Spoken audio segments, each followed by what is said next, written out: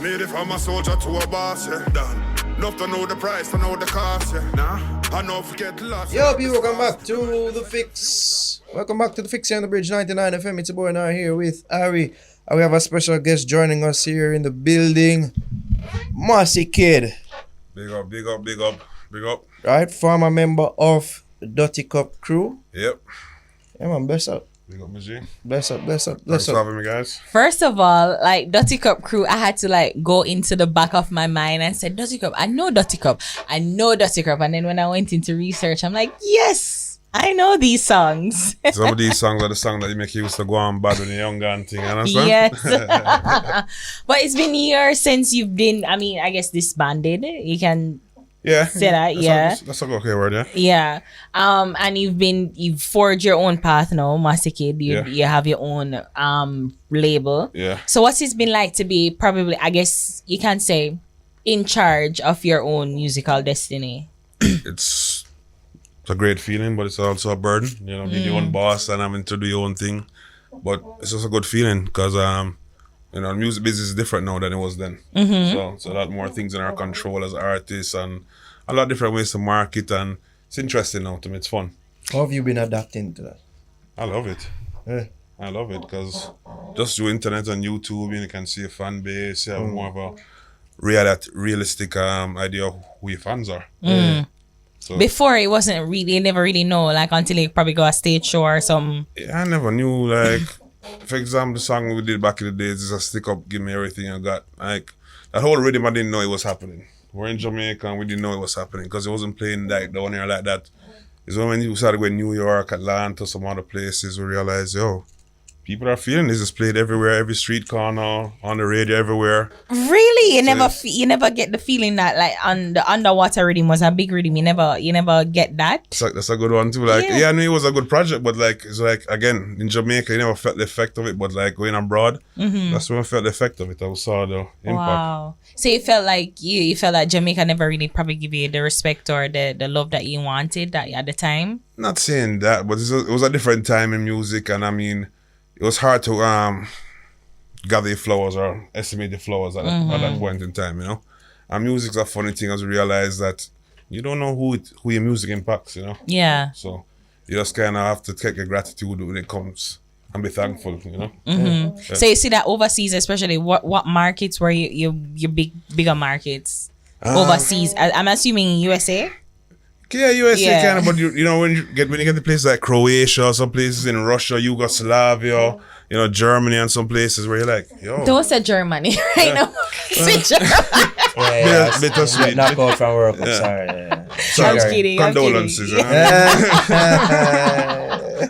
the way, what side do you care for World Cup? You see, no, I don't want to go into politics, so you know, come here, you talk about no Argentina, no Brazil. I don't want the people in Jamaica run me down and try to kill me in this, you understand? Hey, if you're a Brazilian fan, I think that you're fine, because the whole Jamaica said Brazil. You reach a level where the ball game coming like politics, you're afraid to declare your side. And which side you support? Hey, know. I wasn't one who made it that serious, but I'm just going with the guidelines. I say, you know, corporate, yeah?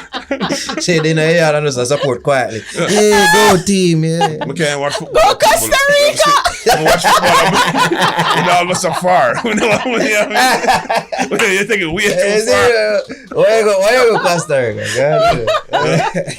But yeah, you have to watch ball by myself at home.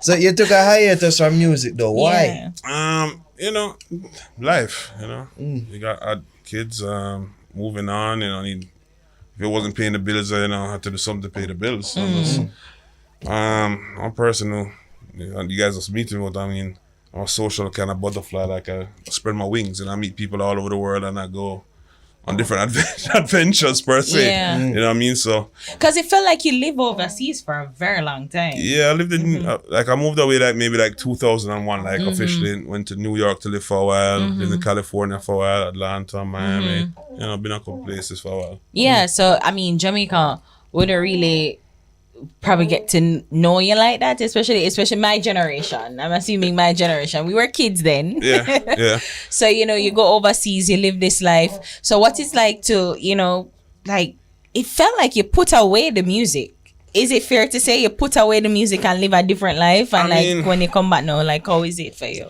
I mean, I wouldn't say put away the music. Okay. Music was always a part of it, but I wasn't doing it so as outgoing and going forward with it like I am right now, pursuing it, you know. I've still got studio voice, some songs every now and then. You know, I had an album so it was coming in 2008. But my producer who I was working at the time, Daniel Blacks Lewis, I don't know if you guys know, he built the Egyptian rhythm, some of those rhythms. He had passed away and we had lost all those tracks. He What? had passed away, so it was kind of a discouragement. So wait, how the producer dying? Everything was in the studio, and when he died, those things got lost up and things just got... How was it for you though? Like was that like demotivating for you? Yeah, it was kind of discouraging. You know, I mean, you just lost 12 tracks when you're supposed to be coming out with a new album soon, and it's like you're already at square one. No, you're at square negative. You know, so but those are things that just make you develop your passion. Like you know, how bad do you really want it? You know. Yeah. And you Did said you have that you any had trouble sorry. adapting to the solo career as well? Was once the Dutty Cup crew did this band? I wouldn't say because I haven't done much work. Like I just really started getting back doing work, a lot of work now. My body's now going forward, so I wouldn't even know if it really affected me because I really thought about it. To me, it's just I just doing whatever I do is walking my path. You know what I mean? So I'm just moving forward with it. Yeah, because I read the Gleaner article that you did. That was the article that is probably like the current release for you.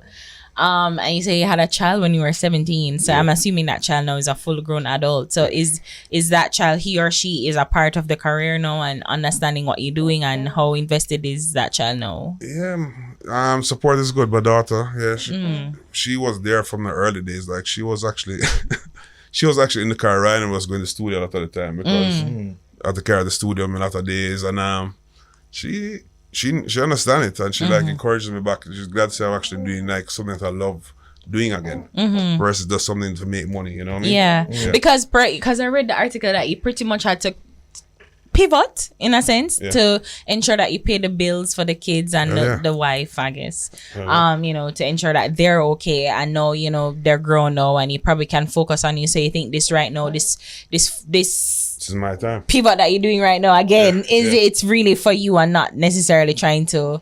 Definitely. It's all for me right now. So, I mean, people ask me who I do music for, whether for fans or no. I do it for myself. Hopefully people will like what I'm doing and catch on. You know what I mean? But I can't stay and decide I'm going to make music just for you. What are you going to like? You know what I mean? Because the landscape has changed totally from the Dutty Cup crew days to now. So you find that you're fitting in and you're adjusting. I'm young. You might think something about me young. I'm current, understand? Emotionally, you're young, but chronologically... No way to do that, you know. I do that thing there. I'm kidding. But yeah, so you find the sound though, like different from when you started out in the Dutty Cup crew to now, like you find you're adjusting easily? I mean, I like it all. I mean, everybody talk about trap and dancehall, and I like it all. I mean, I listen to trap music, I listen hip hop, I listen to everything. It's part of my generation, my DNA. So yeah, I do trap songs. And I mean, being acclimatized, that's not the word. Being infused in the American culture, I'm gonna get the word in my brain, but you know, being an American of sorts, and American adjacent, essentially. And you know, we're kind of blending those foreign sounds to know. So you know, growing or living in America, you see the influence creeping into dancehall now, and you find the adjustments easy. That's what you're saying? Yeah, because I grew up here. I grew up in Jamaica, but I grew up in the US too. So like. To me, I have the perfect blend of everything. I can do a little mix of rap, a little bit of dance, so I can do this thing what Nicki Minaj am trying to capture everybody. You really look like Khalid, you know. Yeah, so anybody tell you that? So I've been told, but I hear he's a good looking guy. So yeah, he is. You really remind me of Khalid. I'm looking at you now, like you just look Khalid-esque. Is that somebody that you're trying to fashion your career off, or no? something? You know, this is all his dress, and this has always been me. So Okay. maybe I've been the Jamaican DJ. Khalid way before. Hey, Khalid is kind of Jamaican, you know, so maybe you're like the American. Yeah, mix me up now, you know. Ari thinks just because he looks like DJ Khaled, the man is trying to fashion his career. You know what I mean? Wow. No. Look at him. Look at him right now. The The- beard, the glasses, the chin. You look exactly like him. I mean, what can I do to change that? Do plastic That looks surgery. like Probably bleach your hair, maybe. Bleach my where I want to go bleach my hair. If it's simple, then not fit me. You know what I mean? I mean, if you work it out, work for you. You know what I mean? Work with your lanes. You know what I mean? But you've gotten that you look like him. Yeah, I guess I fit the profile. I mean, so I'm not gonna fight it, trying to be the best out here too. So, yeah. So Okay. yeah. I get to understand, so you write songs to Sean Paul as well? You're Sean Paul's ghostwriter? That's what somebody tell me. I mean, I've helped out in the past, and we've done stuff in the past when we write. So we normally don't decide that when we're writing a song. I'm in the studio, we're writing a song for you. I'm going to throw lines in here, throw lines in there. So here and there. Now inside his career, and I'm responsible for Sean's career. Yeah. Yeah. Because in the article, you've been very celebratory of him because he's he's the most successful Dutty Cup crew member, you can say. Yeah. Probably the most successful dancehall artist. Facts. Yeah. Yeah. You get credit for like those things that you contribute? A lot of my early stuff our crediting was non-existent, a lot of stuff, just due to the era of management and how the business was at that point. Yeah. Yeah. So have you ever like reached out to him retroactively and say, because a lot of artists, we see a whole heap of conflict with artists and writers now, and like you never give me credit them time there, and even know the business it a certain way, and like has that conversation ever happened? No. Okay. But your You're name's not- still good. Yeah. I mean, that's to me that's past stuff. As I said, I don't dwell on past stuff like that. Yeah, because that's also going to take away from what I'm trying to do right now and what I'm trying to move forward to do. So, I mean, as I said, I mean, maybe if it was a different scenario, I mean, and I wasn't all right, maybe. Who knows? People do crazy things, but I'm not about that. Yeah. I'm not about that. Yeah. I mean, Sean is good. We're good. We're a family. Everything is good. And I read that you lost. It's funny. Like, it's just reading. You realize, like that person, because Mr. Chicken, he Yeah. was also a member of True. the Dutty Cup crew. He passed away. Yeah. I mean, and it seemed as if it was sudden because he just had a stroke and he died. It Yeah. felt like Yeah. days after. Yeah. Yeah. So how was it for the crew? Like, how close are you guys? All the members of the Dutty Cup crew. I mean, in those days we're all close because we grinded every day together and we went studio every day together. We had one pot. I mean, whatever was, if we're buying patty, we buy patty. Everybody get patty, and that's just how we used to roll. So it's a very family. It was a very family vibes. It was more of a Dutty Cup was at the time was more like a movement. So By the way, what did Dutty Cup mean? Like, I've always wondered.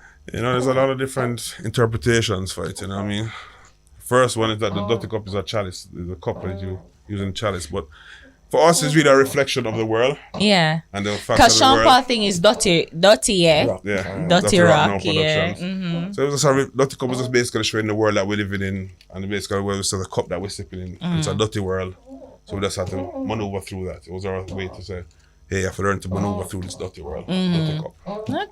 Okay. So what Fun other fact. moves are you making right now to further maneuver through this artist really right now?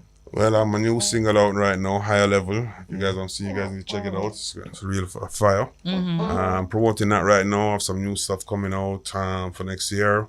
I have some combinations coming out. Some artists you guys probably do know. Because Heavyweight label, you're also producing for other artists, Correct, right? correct. And growing my heavyweight records this year. Yeah. Because you're not just an artist, you're really much, like, pretty much a boss. Yeah. Trying to be. So, who are some of the artists that you've worked with thus far? In the past, being Well, not like my under label? the Heavyweight, yeah. Well, for my label, I did a project with Erupt, Luton Fire, Fanborn Rhythm. Who else was on that track? Myself, of course, with the song name Gotta Be Somewhere. That was my first project we put out this year called Section 5 Rhythm. We have some other stuff coming out, so I worked with Beanie Man in the past, of course, trying to do some stuff with Beanie. As what? Like, when you work with him as like a producer? I mean, I have a song with Beanie Man. I've written for Beanie Man before and stuff. And we had a song back in the days called song Dutty that? Dutty. It's on your right film. One song called we did Dutty Dutty. Oh. The girl them call we Dutty, Dutty, Dutty, Dutty, Dutty. And he did the hook, and we did the verse. Me and Luma. Okay. So, a couple stuff. Nice. There we go. Alright. You ever feel like you want to shed yourself off the Dutty label? Yeah, that's what I'm doing it right now. I'm trying to be Mossy Kid Have it thing. clean. Go gospel. Clean cup, Yeah, clean. clean glass. Maybe when we're ready to go gospel in a little while, we can all come together and do like a Kanye thing, all of us. You know what I Alright, mean? no, Don't not say Kanye. Not Kanye gone too far now. A Yeah. gospel, a say- gospel production. But I just threw with Kanye. They right now not quite gospel. Kanye is trash. Like Yeah. we know that.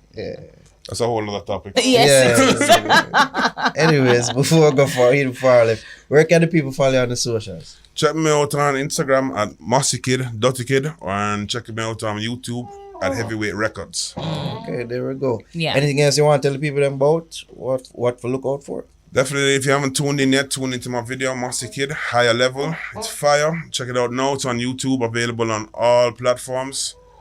And stay tuned in. The show's not about to start. Nice. Alright, people. I'm Mossy Kid.